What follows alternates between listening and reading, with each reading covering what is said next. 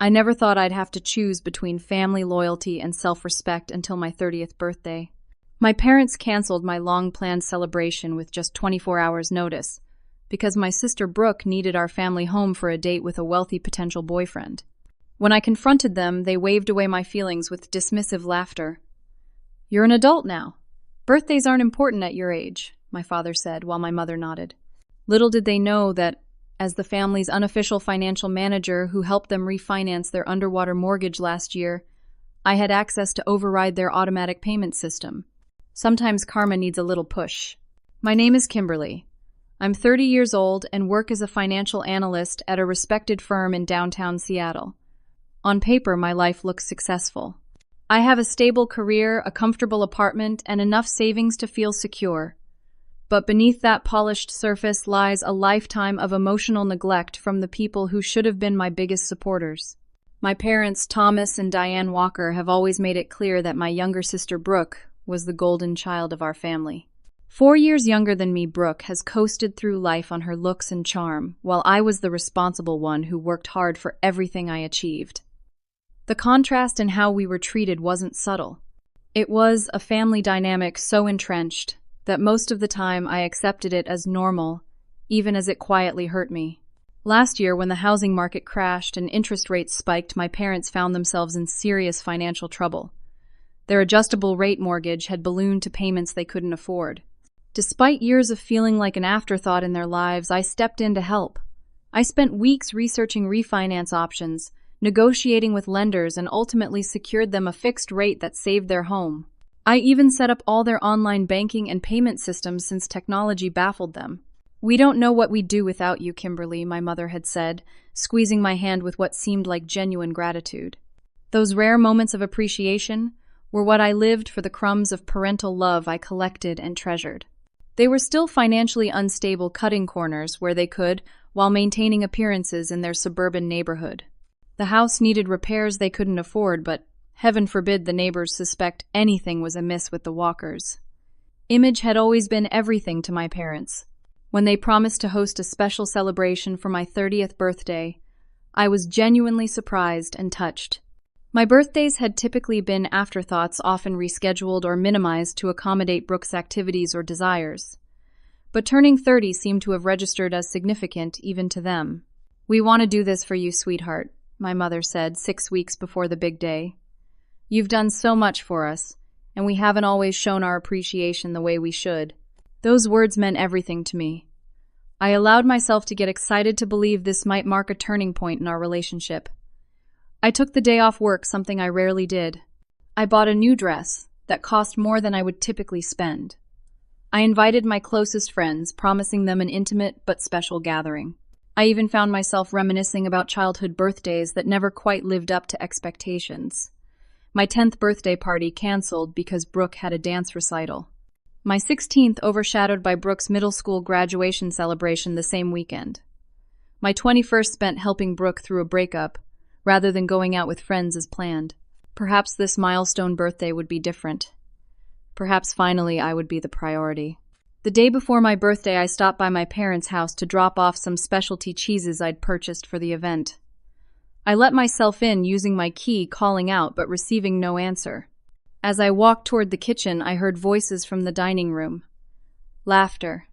My sister's distinctive giggle, followed by my mother's conspiratorial tone. "She'll get over it," my mother was saying. "Kimberly always does."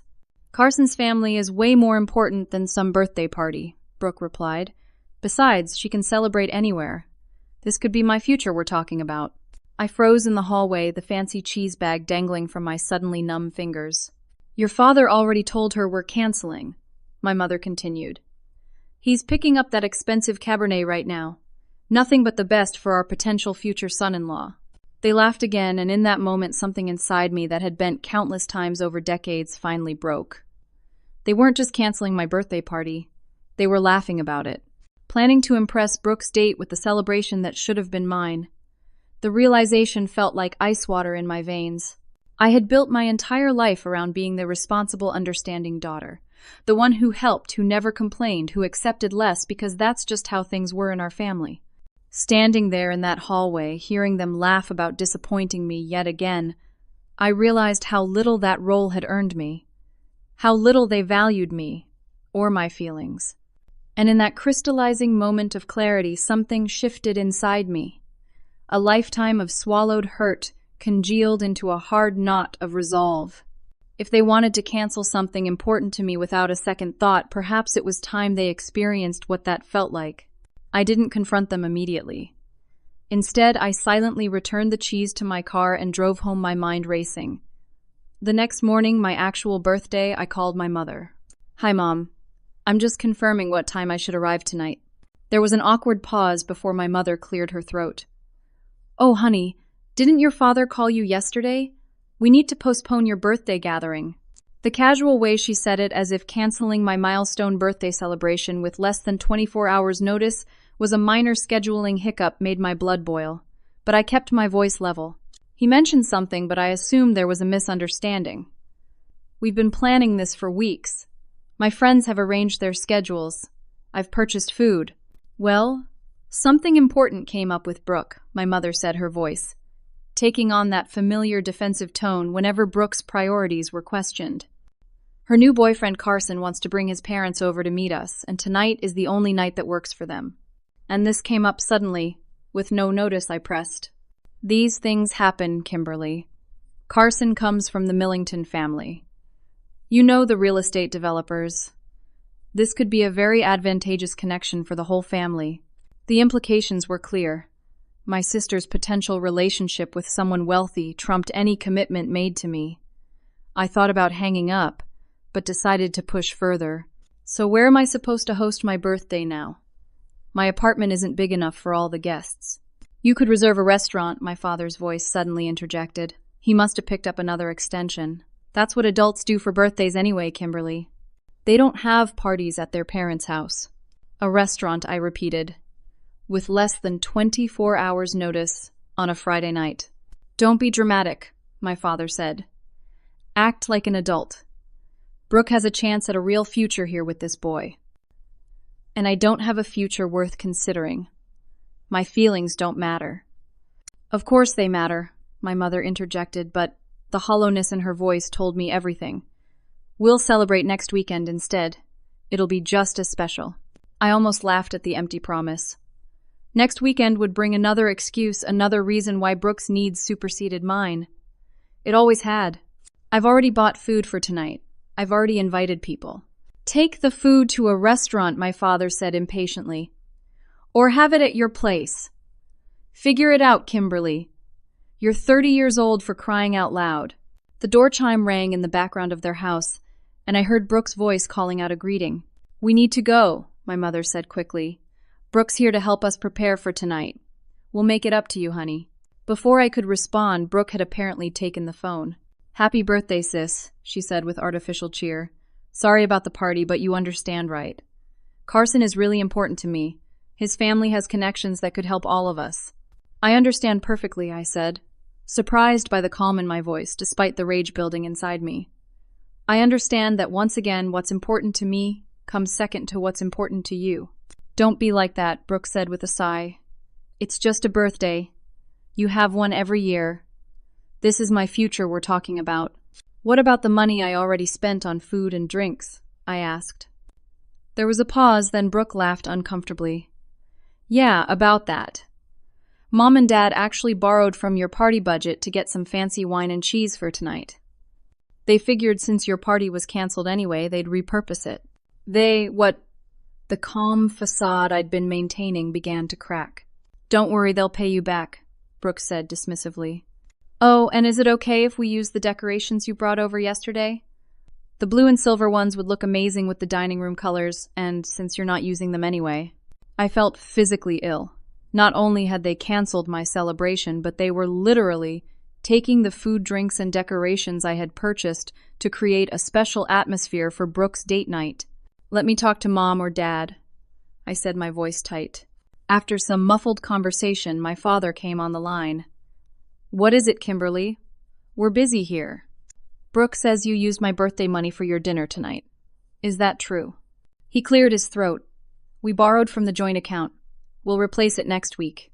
The joint account I set up for household expenses and mortgage payments. not for fancy wine for Brooke's date. Don't be petty, Kimberly. This dinner could change all our fortunes if it goes well. Carson's family has connections we need. How much did you take? There was a pause. Just a few hundred. Nothing we can't pay back once this business deal I'm working on comes through. I logged into the account from my phone, while still on the call scanning recent transactions. There it was, $800 at a specialty wine shop yesterday afternoon.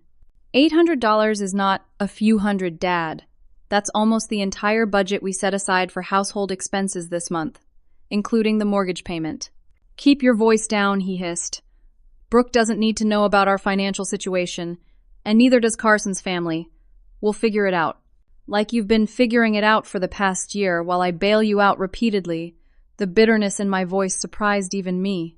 I don't have time for this now, my father snapped. We have guests coming. We'll discuss this next week. What am I supposed to tell my friends who are expecting a party tonight? Tell them plans changed. You're an adult, Kimberly. Handle it like one. The line went dead. I stared at my phone, my hands shaking with a mixture of hurt and fury. After everything I'd done for them, after all the times I'd put their needs first, they couldn't give me this one day. Instead, they stole from funds I had helped establish to ensure their financial stability. As I sent out apologetic texts to my friends explaining the last-minute cancellation, something hardened inside me. For years I'd been the family fixer, the responsible one who made sacrifices and solved problems. I'd helped them restructure their debt, set up payment systems, and avoid financial ruin. Perhaps it was time they learned what life would be like without my constant assistance. Perhaps it was time they faced the consequences of their choices. My 30th birthday passed with a whimper rather than the bang I'd hoped for. A few friends insisted on taking me out for drinks, but their last-minute pity gathering only emphasized how thoroughly my family had dismissed my special day. I smiled through it, thanked them for their efforts, but excused myself early, claiming fatigue. Back in my apartment alone on what should have been a milestone celebration, my phone chimed with a text message. It was from Brooke, sending photos of her evening with Carson and his family. The dining room table was set beautifully with my blue and silver decorations. The specialty cheeses I'd selected were artfully arranged on the serving board I'd gifted my mother last Christmas. Dinner, going amazing. Brooke's text read, Carson's parents love me. Thanks for understanding about the party. You're the best big sis. I stared at the images, noting the expensive wine bottles, the elaborate flower arrangement that must have cost hundreds, the new dress my sister was wearing, that still had its designer tags partially visible in one photo. All while my parents claimed financial hardship and borrowed from essential expense accounts. Something didn't add up. I opened my laptop and logged into the family financial portal I'd created to help manage their accounts. Initially, I'd set it up to organize their mortgage refinancing, but had maintained it to help them stay on track with payments and budgeting. They had given me authorization to oversee and sometimes handle their finances during their hardest period last year, and neither of us had changed those permissions. What I discovered made my stomach clench. Despite my careful budget planning and payment scheduling, they had missed 2 mortgage payments already. The bank had sent multiple warning notices to their email, which was linked to the account. Notices they had apparently ignored, while continuing to spend beyond their means. I dug deeper, scanning through transaction histories with growing disbelief. Expensive restaurants, shopping sprees at high-end boutiques, a weekend getaway to a vineyard resort last month that they certainly hadn't mentioned to me. And most shocking of all, a down payment on a new car for Brooke just 6 weeks ago when they had told me they couldn't afford basic house repairs. They had been lying to me all while I continued managing their accounts, setting up payment schedules, and believing their claims of financial struggle. The betrayal cut deep, but the financial irresponsibility was what truly alarmed me. They were on a path to losing their house, and they seemed completely unconcerned. I was about to log out when a document in their file storage caught my eye. It was recent, dated just 3 weeks ago, with a file name I didn't recognize. When I opened it, my blood ran cold. It was a personal loan agreement for $40,000 from a high-interest lender known for predatory practices. The kind of lender I had specifically warned them against during the refinancing process. And there, listed as a personal reference and co-signed guarantor, was my name. My signature was at the bottom of the document, a signature I had never provided. They had forged my name on a loan document, potentially making me liable for their debt. The room seemed to spin around me as the implications sank in. This wasn't just disrespect or favoritism anymore. This was fraud. They had committed identity theft against their own daughter. I grabbed my phone and called Amanda, my friend, who worked as a paralegal at a law firm specializing in financial crimes. Despite the late hours, she answered, probably assuming I was calling about my birthday gathering. "Happy birthday! How was the family party?" she asked cheerfully. "It didn't happen," I said tersely. "Listen, I need legal advice. It's serious." The levity in her voice disappeared immediately. "What's going on, Kim?" "My parents forged my signature on a loan document. They listed me as a guarantor without my knowledge or consent. What do I need to do to protect myself?" Jesus, Amanda breathed. "That's identity fraud. Even between family members." "Are you sure?" "I'm looking at the document right now. It's not my signature, Amanda. They copied it from somewhere and put it on this loan agreement." There was a pause as she processed this. "You have options, but none of them are great.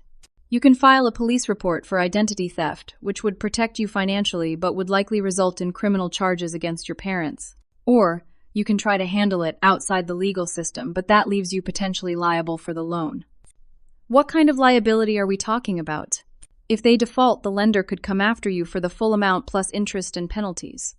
It could affect your credit score, your ability to get loans yourself, possibly even impact your job if your position requires financial clearance or bonding."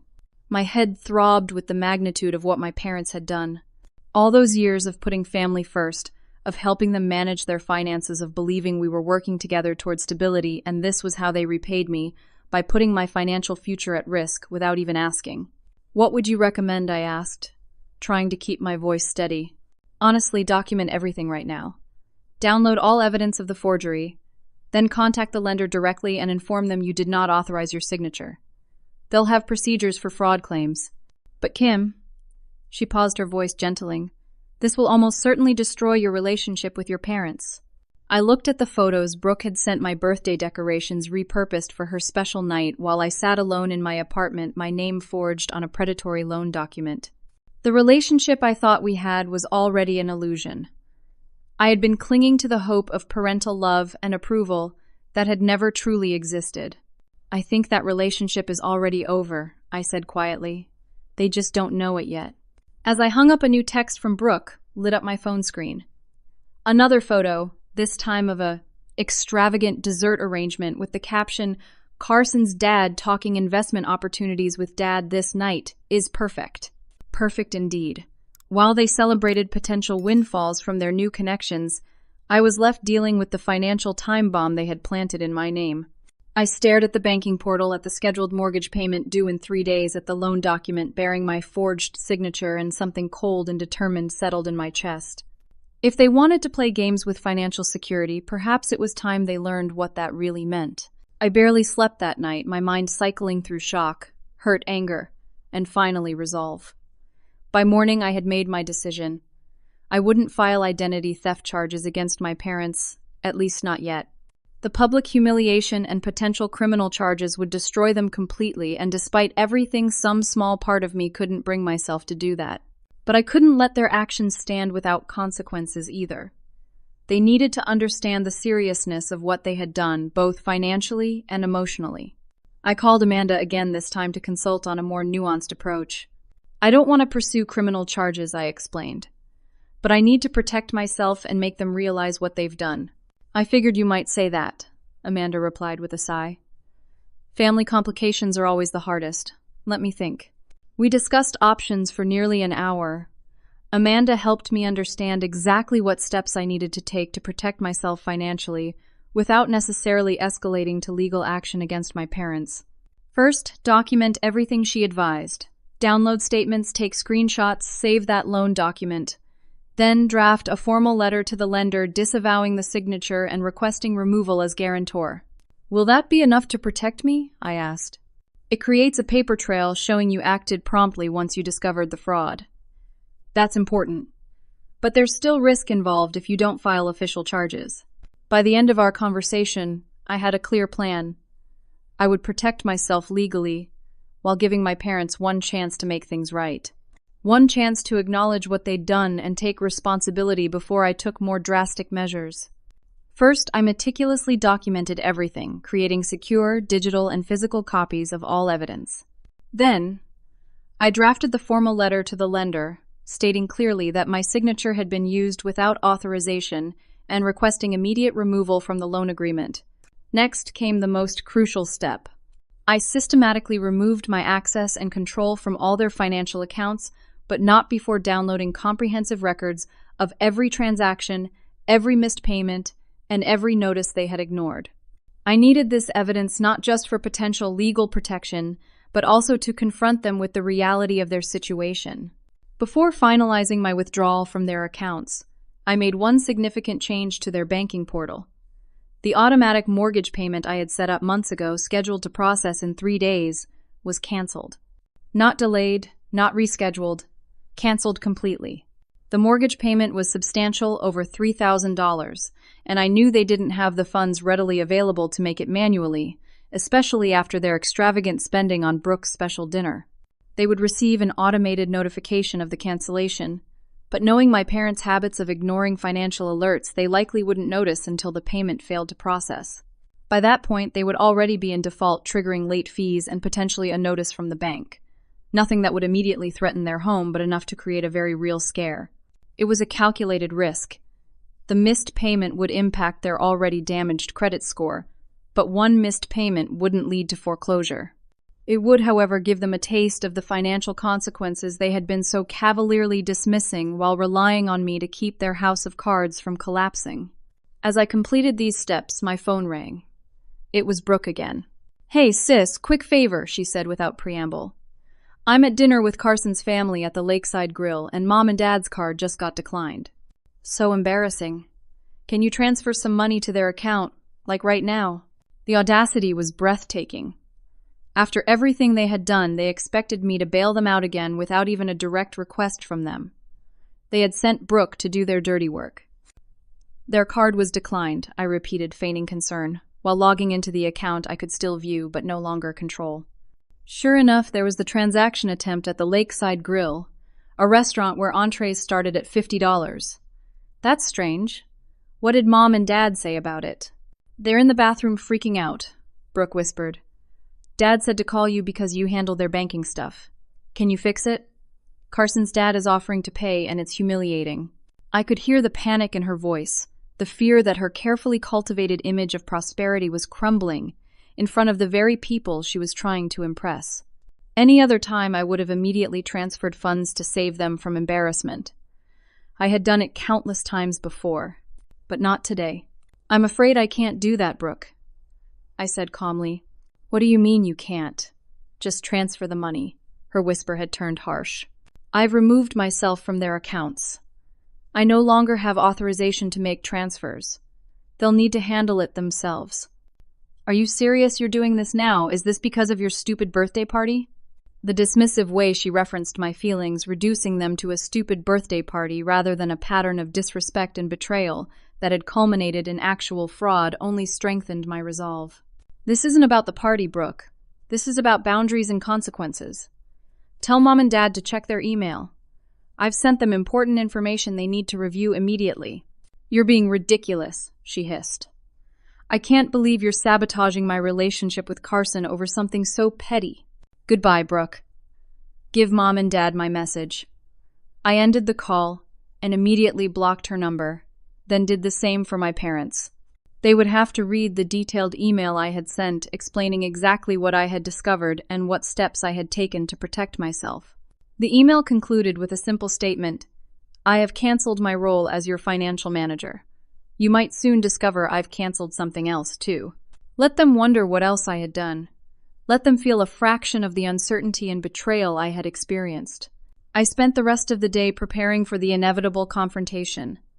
I knew once they realized what I had done, they would show up at my door alternating between anger and pleading. They would accuse me of overreacting, of being vindictive, of not understanding their struggles. I needed to be ready to stand my ground, to make them understand that their actions had real consequences, both financially, and for our relationship. Amanda checked in with me that evening. "How are you holding up?" she asked. "Better than expected," I replied, surprising myself with the truth of it. Despite the upheaval, despite knowing the storm that was coming, I felt lighter than I had in years.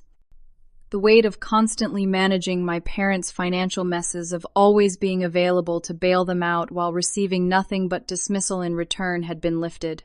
"Just remember you have options if they don't respond reasonably," she reminded me. "And Kim, I'm proud of you for standing up for yourself. It's long overdue." As I prepared for bed that night, I felt a strange sense of calm. Tomorrow would bring chaos when my parents discovered what I had done. But for the first time in my adult life, I wasn't responsible for fixing their problems. That responsibility was back where it belonged with them. The thought was terrifying, but also strangely liberating. I had canceled more than just a mortgage payment. I had canceled a dysfunctional pattern that had defined our relationship for decades. Now it was time to see if anything healthier could grow in its place. 3 days passed in silence. My parents and Brooke attempted to call repeatedly, but their numbers remained blocked. They left voicemails that grew increasingly frantic, then angry, then pleading, but I didn't respond. They needed to read my email and understand the gravity of what they had done before I would engage with them again. On the morning the mortgage payment was due to process, I received a notification from the banking system I was still subscribed to as a backup contact. As expected, the payment had failed. Insufficient funds. Within an hour, my work phone rang. A number I didn't recognize. I had anticipated they might try to reach me this way, once they realized I was serious about maintaining the boundary. "Kimberly Walker speaking," I answered professionally. "Kimberly, it's your father." His voice was tight with barely controlled panic. "We need to talk right now." "Did you read my email?" Dad-I asked calmly. "Yes, we read your ridiculous email full of accusations and threats," he snapped. "Is this really how you want to handle a simple misunderstanding by potentially making us lose our home?" "A simple misunderstanding," I repeated, keeping my voice level despite my rising anger. "You forged my signature on a loan document." "That's not a misunderstanding. That's fraud. We were going to tell you about that," he backpedaled. "It was just a temporary measure, until some investments come through. You wouldn't actually be liable."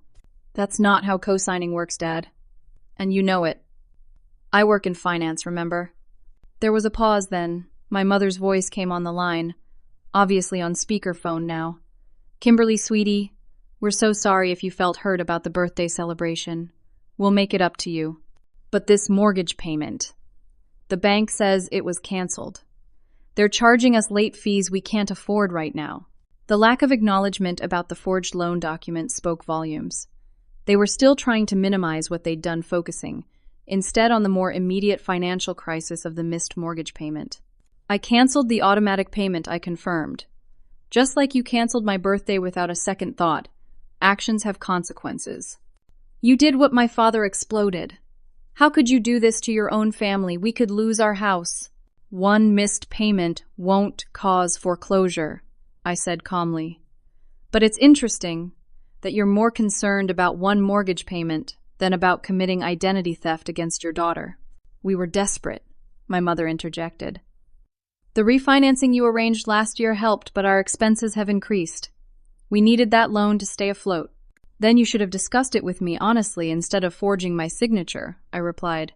"And you shouldn't have been spending hundreds of dollars on wine and fancy dinners for Brooke and her boyfriend if you were truly desperate." "That was an investment in our future," my father insisted. "Carson's family has connections that could solve all our financial problems." "So you're banking your financial recovery on Brooke's relationship with a man she just started dating. That's your plan." The silence that followed told me they hadn't thought much beyond the immediate goal of impressing Carson's family. They truly believed that somehow this relationship would solve their financial problems, as if they were characters in a Jane Austen novel rather than adults in modern America. "The mortgage payment," my mother finally said, her voice small. "Can you reinstate it, please? We don't have the funds right now to cover it." "I've removed myself from your accounts," I reminded them. "I no longer have the authority to manage your payments. That's your responsibility now. But the late fees will just make everything worse. And if we miss another payment, then I suggest you start being more careful with your spending," I said firmly. "Cancel the premium cable package you don't need. Stop dining at expensive restaurants. Return the new car you bought Brooke while claiming you couldn't afford to fix the leaking roof. Start acting like adults who understand financial consequences. We need your help, Kimberly, my father said, his voice hard. After everything we've done for you, this is how you repay us, by putting our home at risk. The sheer audacity of his statement momentarily robbed me of speech. After everything they had done for me, they had consistently prioritized. Brooke dismissed my feelings, canceled my birthday celebration without remorse, used my decorations and food budget for their own purposes, and committed fraud using my name. And somehow I was the ungrateful one. I'm going to say this once I finally responded, my voice steady despite the emotions churning within me.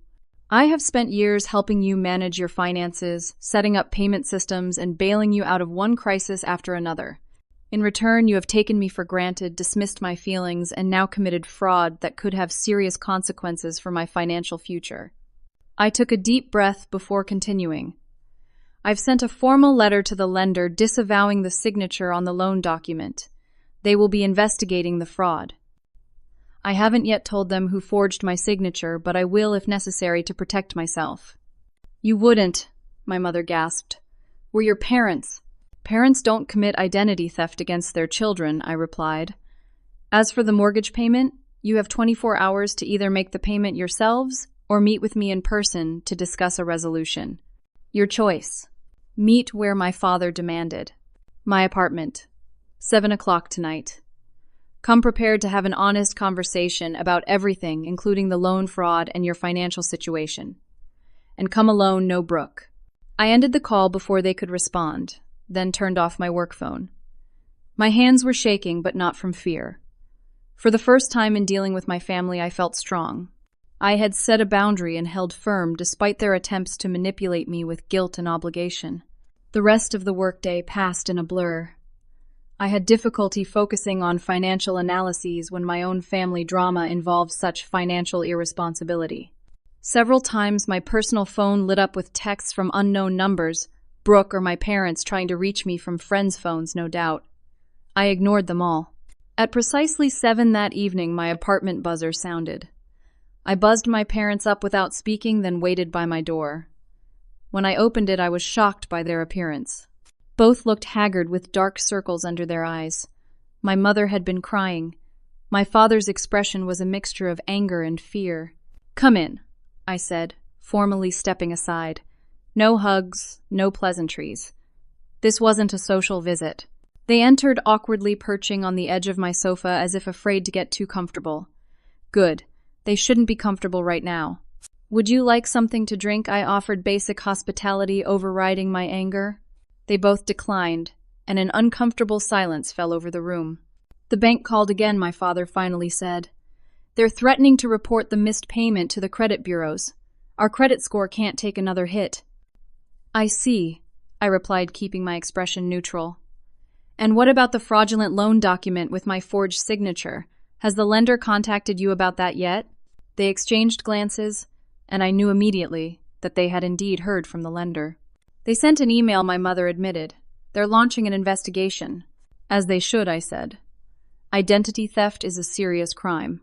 We never meant to put you at risk, my father insisted. We were just desperate for a temporary solution. We were going to pay it back before you ever knew about it. With what money? I asked bluntly. You're already missing mortgage payments. You've maxed out your credit cards. Where exactly was this magical repayment coming from? Another uncomfortable glance between them. We were hoping, my mother began hesitantly. Hoping what? That Brooke's boyfriend would solve all your financial problems. That's not a plan. That's a fantasy. My father's face flushed with anger. You don't understand our situation. We have appearances to maintain, connections to nurture. You can't build relationships with important people if you look desperate. So you'd rather actually be desperate while pretending otherwise. I shook my head in disbelief. Dad, this isn't sustainable. You're 3 missed payments away from foreclosure proceedings. You have unsecured debt at predatory interest rates. And instead of acknowledging reality, you're spending money you don't have on wine and dinner parties to impress strangers. My mother began to cry softly, but I hardened my heart against the familiar manipulation. Her tears had often ended discussions that needed to happen, prevented accountabilities that needed to be faced. Not this time. The thing is, I continued, none of this had to happen. I've been helping you manage your finances for over a year. I set up payment systems specifically to prevent missed payments. I created budgets that would have kept you solvent.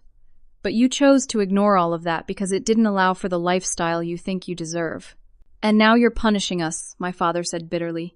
Your own parents, over a birthday party. This has never been just about the birthday party, I replied evenly. The party was simply the final straw. This is about a lifetime of being treated as less important than Brooke, about having my feelings dismissed and my contributions taken for granted, and ultimately about having my financial future put at risk because you forged my signature on a loan document. I let that sink in before continuing. The question now is, what are you going to do about it? My parents looked at each other helplessly, and in that moment I saw something I had never seen before: the facade crumbling. The careful image of successful suburbanites they had maintained for decades was collapsing under the weight of financial reality. We don't know, my mother whispered. We can't make the mortgage payment. We don't have the money. And the loan company is freezing the funds we received due to the fraud investigation, my father added. We're in serious trouble, Kimberly. For the first time, I heard genuine fear in his voice. Not manipulation, not anger, but real fear. They were finally facing the consequences of their financial decisions, and they were terrified. Just as this realization was setting in, a pounding on my apartment door made us all jump. Kimberly, I know they're in there. Open up right now. Brooke's voice, shrill with anger, echoed through the door. Against my better judgment, I opened it. Brooke burst in face, flushed with fury. What have you done? She demanded. Carson's family thinks we're broke. They canceled our dinner plans tonight because they're reconsidering the relationship. This is all your fault. Brooke, my mother said weakly, this isn't the time. When is the time, Mom? After we lose the house, after you have to sell your car. After my entire future is ruined because my sister decided to throw a temper tantrum over a stupid party. I simply watched as Brooke's tirade continued, noting how even now, in the midst of a genuine financial crisis, her primary concern was her social standing and relationship prospects. The family dynamics that had shaped my entire life were playing out in my living room like a tragic theater production. Are you finished? I asked when she paused for breath. No, I'm not finished. You need to fix this. Make the mortgage payment, tell the loan company it was all a misunderstanding. Fix it. I can't fix it, Brooke, I said calmly. And more importantly, I won't. This isn't my mess to clean up. It's theirs. I gestured to our parents. And yours, since you've been happily benefiting from their financial irresponsibility. What is that supposed to mean? She demanded. It means the new car they bought you when they were already missing mortgage payments. The expensive dinners. The designer clothes. All while they were drowning in debt and forging my signature on loan documents. Brooke turned to our parents' confusion, replacing some of the anger on her face. What is she talking about? What loan? And that's when I realized Brooke didn't know. Despite being the favorite, despite being prioritized in every way, our parents had kept their financial reality hidden even from her. They had maintained the illusion of prosperity and stability for everyone, creating a house of cards that was now collapsing around us all. You don't know, do you? I said to Brooke, watching the confusion play across her face. They've been lying to you too. Mom, Dad, Brooke turned to our parents, who suddenly looked even more defeated. What's going on? My father sighed heavily, seeming to age 10 years in that moment. We're in financial trouble, Brooke. Serious trouble. What kind of trouble? She demanded. We've been struggling since the housing crash last year, my mother explained, her voice small.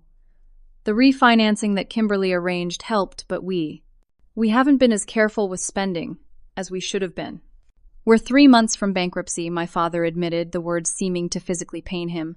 The house could go into foreclosure if we miss another payment. Brooke stared at them in disbelief. That's impossible. We just had that fancy dinner for Carson's family. You bought me a car. We went to wine country last month. All on borrowed money or credit cards, I interjected. Money they don't have. Money they can't repay. Is this true? Brooke asked, her voice suddenly young and vulnerable in a way I hadn't heard since she was a child. Our mother nodded, tears streaming down her face now. We didn't want you to worry. We thought we could fix it before things got too bad. By forging my signature on a loan document, I added making sure this critical detail wasn't overlooked in the emotional moment. What Brooke turned to me then, back to our parents. You forged Kim's signature. My father's expression hardened defensively. It was just temporary. We were going to pay it back. With what money, Brooke and I asked simultaneously then, looked at each other in surprise. For the first time, I felt a flicker of connection with my sister. Perhaps she wasn't as complicit in their favoritism as I had always assumed. Perhaps she too had been manipulated, just in different ways. That's identity theft, Brooke said slowly. That's a crime. You could go to jail. Nobody's going to jail, my father snapped, but his voice lacked conviction. Not if they make this right, I agreed. But they need to understand the seriousness of what they've done. To me, and to our family's future. Brooke sank onto the couch, all the anger seeming to drain out of her. I had no idea, she said quietly. I thought we were fine. I thought when you said money was tight, it just meant we needed to be a little careful, not that we were on the verge of bankruptcy. They didn't want you to know, I explained. They've been maintaining the appearance of financial stability at all costs. Literally. But why, she asked, looking at our parents. Why keep spending money on me on fancy dinners on trips we can't afford? Our mother reached for her hand. We wanted you to have opportunities, connections, a chance at a better life than we could provide. By committing fraud, Brooke shook her head in disbelief. By canceling Kim's birthday to impress Carson's family with money we don't have, how was that supposed to help anyone? A heavy silence fell over the room. It was the first time I could remember Brooke defending me against our parents' favoritism. The first time she seemed to truly see the pattern that had defined our family dynamic for decades. We thought if you married into the Millington family, all our problems would be solved. Our father finally admitted the absurdity of the plan, evident in his tone. We were desperate. So I was, what? A meal ticket. A solution to your financial problems. Brooke's voice rose again. Did you ever think about what I wanted? About who I wanted to be with? We thought we were helping your future, our mother insisted, by lying to me, by making me think everything was fine when it wasn't. Brooke stood up again, pacing the small confines of my living room. Do you know how humiliating it was when Carson's father offered to pay for dinner because your card was declined? When Carson called today to say his parents thought our family was financially unstable and he needed to reconcile our relationships. We're so sorry, sweetheart, our mother began, but Brooke cut her off. Don't sweetheart me right now. I'm not a child. I deserve to know the truth. We all did, I added quietly. Brooke turned to me and I saw something new in her expression. Not anger or competition, but a dawning realization. They've been playing us against each other our whole lives, haven't they? She said. Making me the favorite, making you the responsible one, keeping us both in the dark about different things. It was a moment of clarity I hadn't expected, least of all from Brooke. She had always seemed content with her role as the golden child, never questioning the unequal treatment or showing awareness of how it affected me. I think they have, I agreed. Maybe not intentionally at first, but it became a pattern. A toxic pattern, she said firmly. And I've been part of it. I've taken advantage of it. She looked at me directly. I'm sorry, Kim, about your birthday. About a lot of things. The apology, so unexpected and seemingly sincere, momentarily left me speechless. This wasn't how I had envisioned this confrontation going. I had expected more anger, more defensiveness, more of the same family dynamics that had always defined our interactions. Not this moment of honesty and vulnerability. Thank you, I finally managed. That means a lot. Our parents watched this exchange with bewildered expressions, as if unable to process this sudden alliance between their daughters. What happens now? Our father asked, bringing us back to the immediate crisis, the mortgage payment. I'll help you make the payment, I said, the decision crystallizing as I spoke. But there will be conditions. Anything, our mother said quickly. Whatever you want. First, you'll provide a signed statement acknowledging that you forged my signature on the loan document. I need this for my protection with the lender. They hesitated, but then nodded reluctantly. Second, you'll meet with a financial counselor, a real one, not Dad's golf buddy who gives investment tips. Someone who can help create a realistic budget and debt management plan. We can do that, our father agreed. Third, you'll sell the new car you bought Brooke and use the money to start paying down your highest interest debt. I glanced at Brooke, expecting resistance, but she nodded. It's the right thing to do. I can use my old car or public transportation. And finally, I continued, we all agree to family therapy to address the patterns that got us here. The favoritism, the financial dishonesty, all of it. This was met with uncomfortable silence. Those are my conditions, I said firmly. Take them or leave them.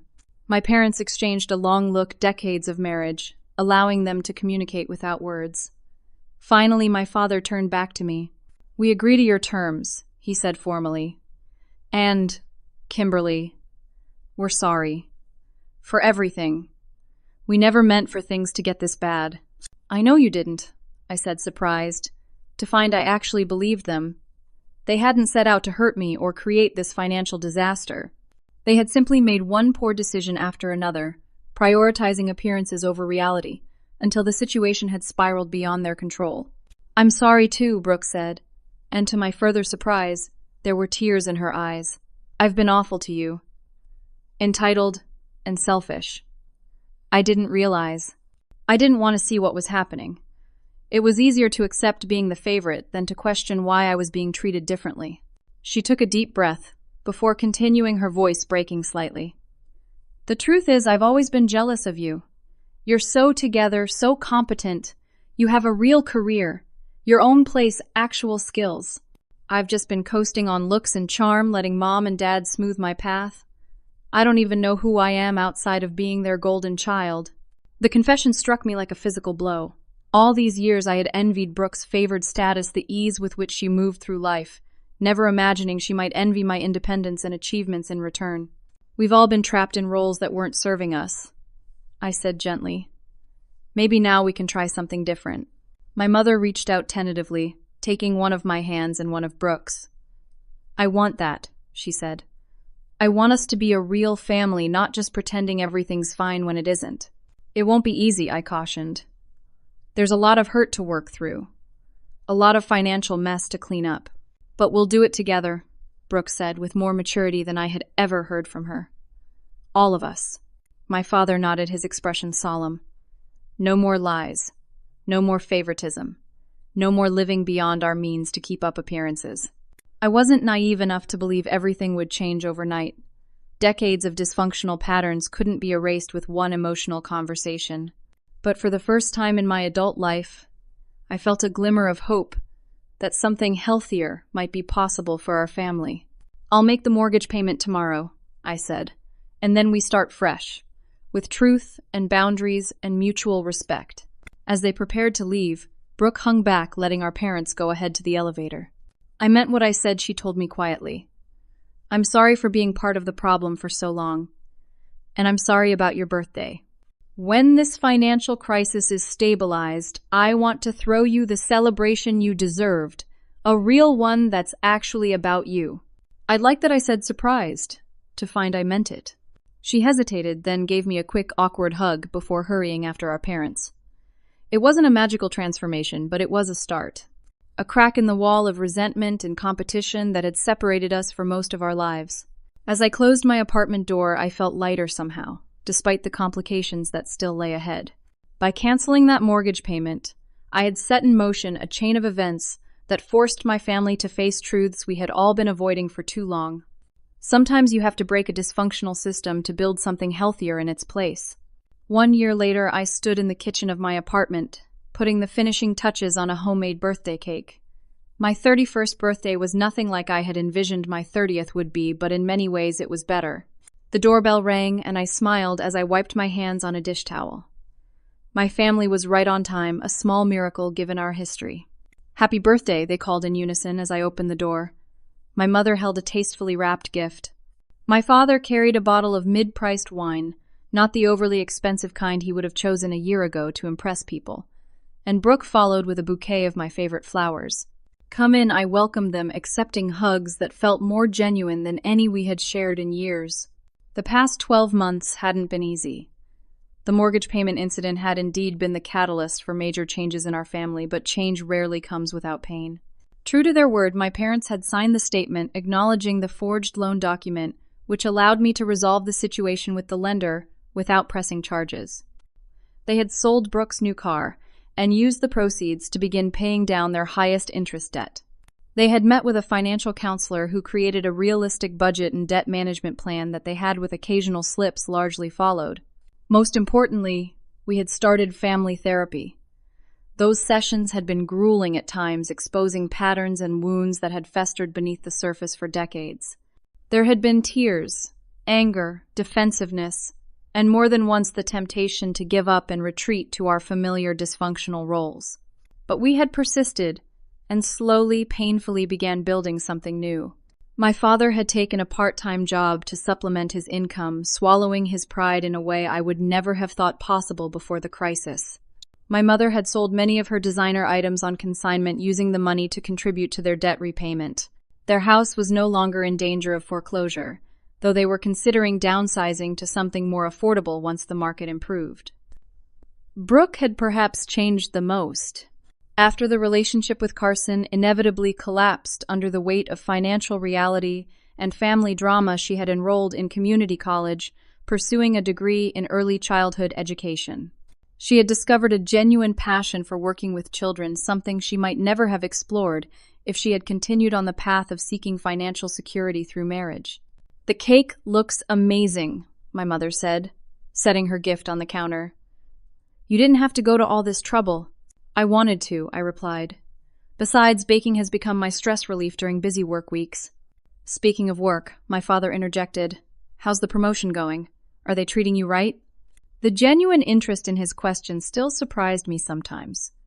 Before, my career had been something he acknowledged only superficially, never engaging with the details or expressing real curiosity about my professional life. "It's challenging but good," I told him. "The team I'm managing is coming together nicely." "You always were a natural leader," Brooke said, arranging the flowers in a vase she found under the sink. "Remember how you used to organize all the neighborhood kids for those elaborate pretend games?" I laughed. "I was bossy, you mean?" "Maybe a little," she conceded with a smile. "But in the best way." We moved to the living room, with drinks falling into conversation that flowed more easily than it had in my entire adult life. There were still awkward moments, still old patterns that occasionally surfaced, but we were learning to recognize and redirect them rather than falling back into toxic dynamics. "We have something to tell you," my mother said during a lull in the conversation. "We've made a decision about the house." "You're selling," I guessed. We had discussed this possibility in recent months as they continued working on their financial recovery. My father nodded. "We found a smaller place closer to town. Lower mortgage, lower maintenance costs, and we can pay off the remaining debt with the equity from the sale." "That's fantastic," I said, genuinely pleased for them.